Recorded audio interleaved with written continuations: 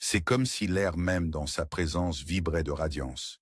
Une lumière qui bannit tout ce qui est faux et éphémère. Dans cette lumière, l'homme trouve sa véritable forme, telle qu'il a toujours été censé être, entier et sans fardeau par le poids de l'ombre. Saviez-vous que la présence de Dieu est, en quelque sorte, l'environnement naturel de l'humanité? C'est l'endroit où nous appartenons véritablement, car nous avons été créés pour marcher dans sa lumière, pour nous baigner dans la chaleur de sa vérité éternelle. Ce n'est pas un lieu d'exil, mais d'appartenance.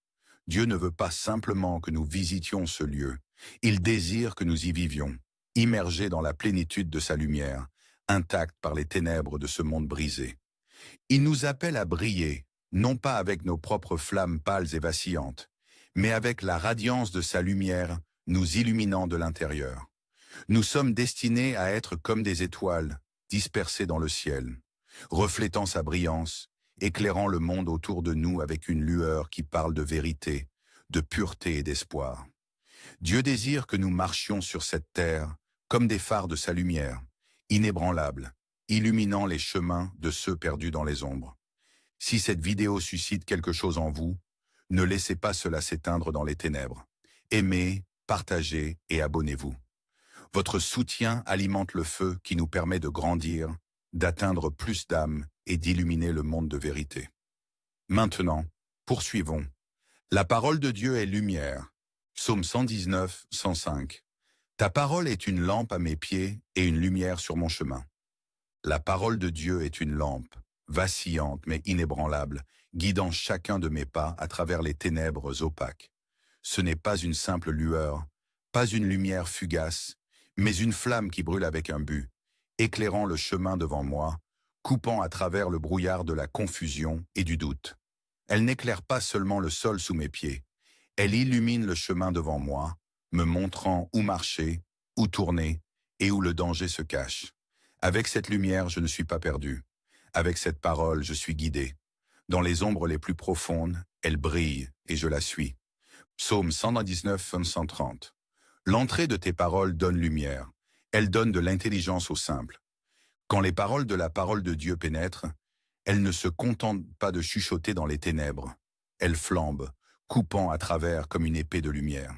Les ténèbres se retirent, ne laissant que la clarté dans leur sillage. Ce n'est pas une lumière qui éblouit ou éblouit, mais une lumière qui illumine avec une autorité tranquille, guidant ceux qui sont perdus. Pour les simples, ceux qui errent avec des questions trop lourdes à porter, ces paroles apportent de la compréhension. Elles sont comme une lanterne dans la main d'un voyageur, stable et sûre, transformant la confusion en perspicacité et montrant le chemin lorsque la route semble perdue. Proverbe 6, 23. Car le commandement est une lampe, et la loi est lumière, et les réprimandes de l'instruction sont le chemin de la vie.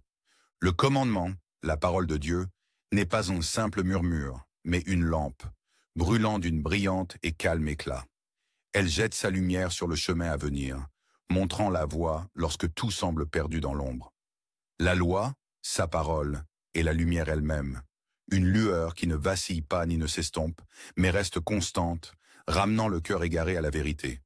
Et les réprimandes de l'instruction, ces corrections nettes et peu accueillantes, ne sont pas des punitions, mais le souffle même de la vie. Ce sont les outils qui ouvrent un chemin à travers le désert, les leçons difficiles qui nous façonnent, nous poussant vers quelque chose de plus grand. Dans leur lumière, on ne nous dit pas simplement ce qu'il faut faire, on nous montre comment vivre. Psaume 19, 8. Les préceptes de l'Éternel sont droits, réjouissant le cœur. Le commandement de l'Éternel est pur, éclairant les yeux. Ces versets révèlent une vérité aussi ancienne que le monde lui-même. La parole de Dieu est une lumière guide qui tranche à travers le brouillard de la confusion et illumine le chemin à suivre. Ce n'est pas une lueur passagère ou une étincelle fugace, mais un feu constant qui apporte la clarté là où il y avait autrefois des ténèbres. Là, compréhension là où l'ignorance régnait, et la direction là où l'errance avait pris racine. Mais comment, vous demandez-vous, brillons-nous comme des lumières dans ce monde? Simple mais profond.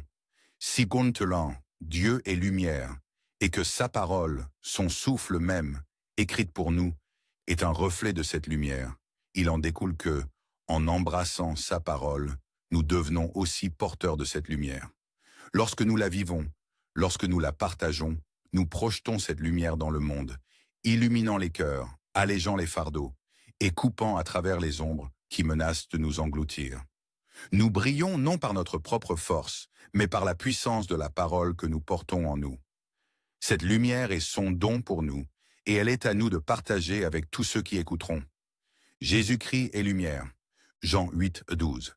Jésus leur parla de nouveau en disant « Je suis la lumière du monde. Celui qui me suit ne marchera pas dans les ténèbres, mais il aura la lumière de la vie. » Jésus-Christ était la lumière du monde, une lumière si brillante et incontestable qu'elle brisait les ténèbres partout où elle touchait. Il était la parole de Dieu en chair, vivant et respirant la vérité, marchant parmi nous comme l'incarnation de la révélation divine. Et la promesse qu'il donna à ceux qui le suivent est simple mais profonde.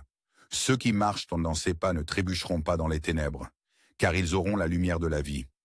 Le Christ était la lumière parce qu'il ne se contentait pas de parler de la parole, il la vivait.